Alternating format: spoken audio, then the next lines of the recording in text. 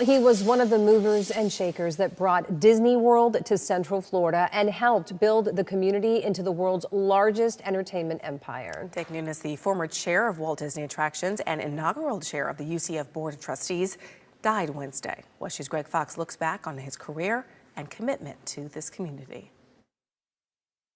Well, that's what it's all about, really. We thought from the very beginning it would be a wonderful thing to really bring Hollywood here to Florida to this wonderful Disney MGM studio. That was Dick Nunes joining our WESH 2 News anchor set at the opening of the Hollywood Studios theme park in 1989. A couple of years later, at the 20th anniversary of the Magic Kingdom, Nunes, then the chair of Walt Disney Attractions, promised a future theme park, which became the Animal Kingdom in 1998, and a decade of new rides and shows. And there'll be a lot of surprises, and we're looking forward to every one of them. Nunes, who started at Disneyland when it opened in 1955, became a trusted advisor to Walt Disney. And following his death, Nunes, who titled his memoir Walt's Apprentice, was part of the team that made the Disney World dream come true, though not without some last-minute headaches.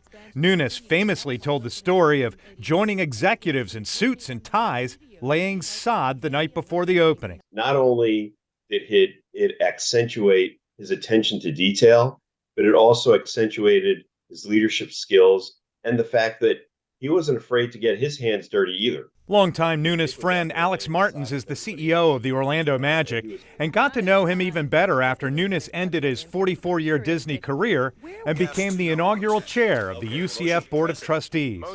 He was one of the driving forces behind building an on-campus football stadium, as well as helping to launch the Medical City in Lake Nona and the UCF Medical School. And it will truly be the beginning of a major medical center that will generate a lot of jobs.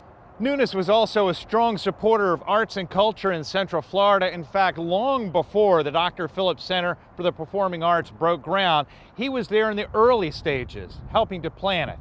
Dick Nunes was 91 years old. Greg Fox, WESH 2 News. And Nunes is survived by his wife, Mary, 3 children and grandchildren. Nunes was also a director at Give Kids the World.